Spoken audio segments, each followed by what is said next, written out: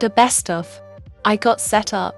I got set up by the police. I made some really bad choices when I was younger. When I was 24, I got arrested for an extreme DUI. I had also just bought a half-pound of weed on my way to the bar that was still in my car when I got arrested. When I went to court, the prosecutor said I was only charged with the DUI. I asked about the drug charge, and she said I wasn't being charged for it at that time. I was like, cool, one less problem to deal with, and I forgot all about it. 3.5 years later, I started getting phone calls from a local company that was inviting me to a fashion show. The company said they really wanted me to attend because they needed fresh faces for a new TV show and they liked my look. I was down for it, and they set me up with a limo to the event. On the way to the event, the driver gave me some paperwork to sign so that the company could use the footage on TV, which seemed normal enough.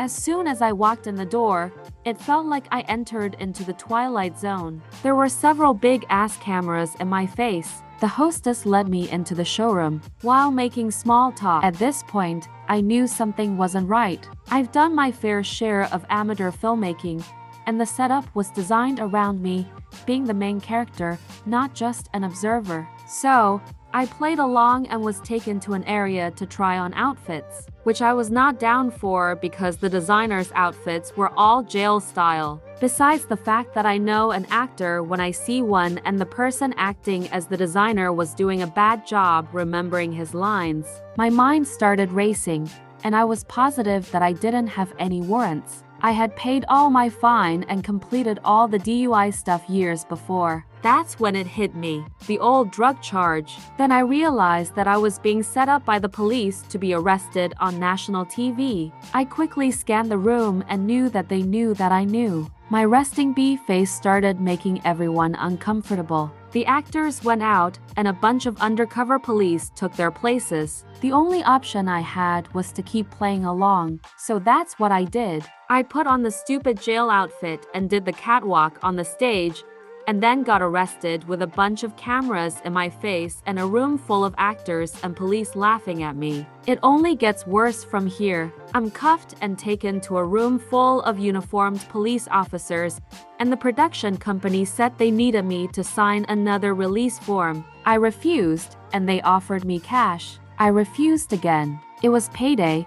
I could bail myself out of jail. They kept offering more cash, and I kept refusing and gave them a piece of my mind, because that's a really shitty thing to do to someone who made a mistake and did everything required to fix it. I never got anything from the court about the charge. I wasn't running, and they clearly didn't have a hard time finding me to set me up, but they didn't care and kept upping the payoff. I felt like if I didn't sign the release form, I wasn't going to get out of there. So, I took the cash and signed the form. I'm then escorted to be processed, and I posted my own bail and took a cab home. I got a misdemeanor that was dropped when I completed the 3 months of court-ordered drug testing and paid a $1,500 fine. Oh, then the DMV decided to suspend my license for 6 months. Because they are separate entities with their own punishments. I put all this behind me, and then 2 years later,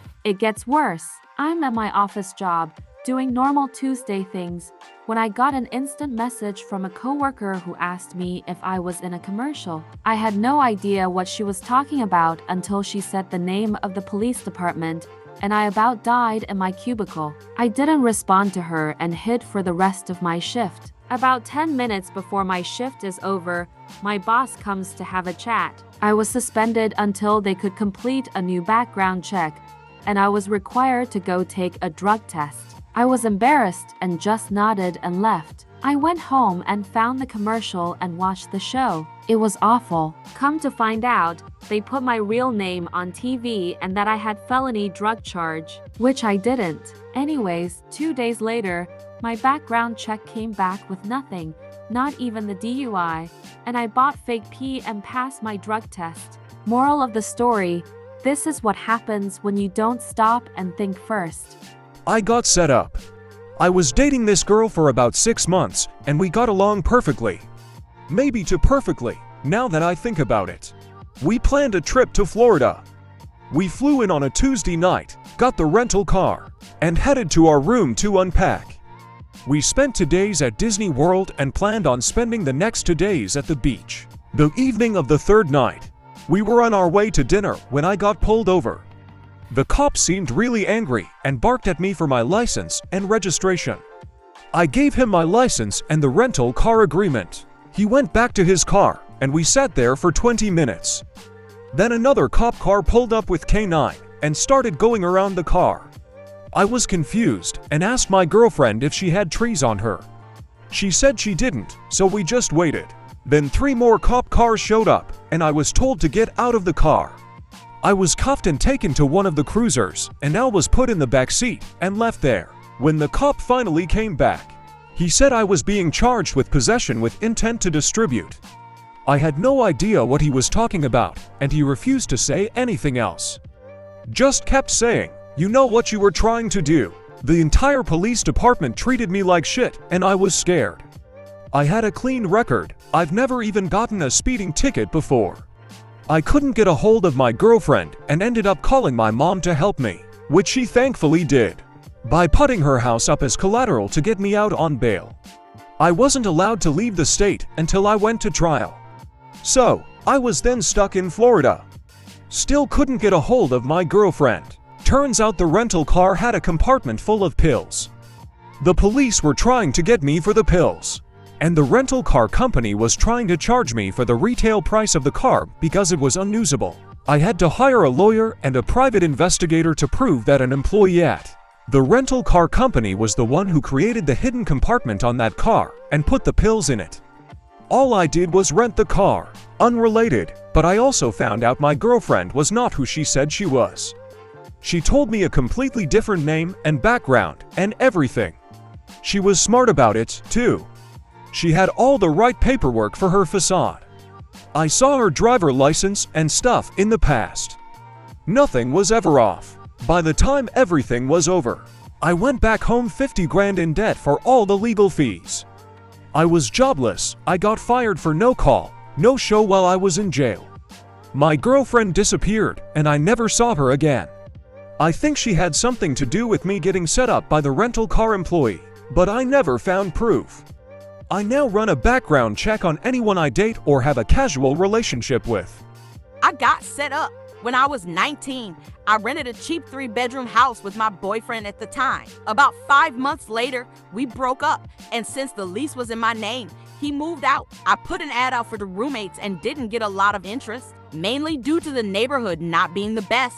I ended up letting 2 men, 128, 130, rent the rooms. I worked a lot and wasn't home often. Everything was going fine until one evening I came home and noticed things in my room were in disarray. I asked both of them if they were in my room, and they said no, they had both been drinking and started saying how easy it would be to assault me. I didn't find that funny and went back to my room, locking my door. 20 minutes later, there was a knock at my bedroom door from a police officer. The officer said my roommates told them that I came home and started yelling at them and that I had slapped both of them numerous times. The officer said he saw the marks on their faces. I told the officer my side of the story, but he didn't believe me. He lectured me on how violence against men is just as serious as violence against women. I was then arrested and had to spend the night in jail. When I saw the judge in the morning, I found out that both of my roommates had put restraining orders on me. I wasn't allowed to go home or get any of my stuff.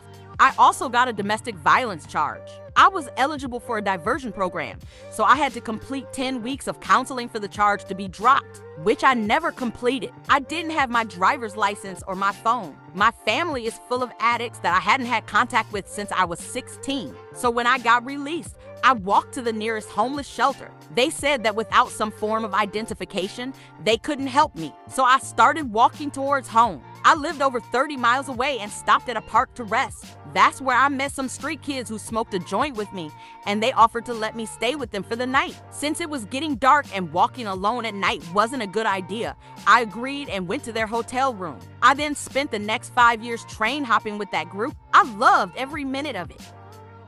Like, share, subscribe, and make it a great day.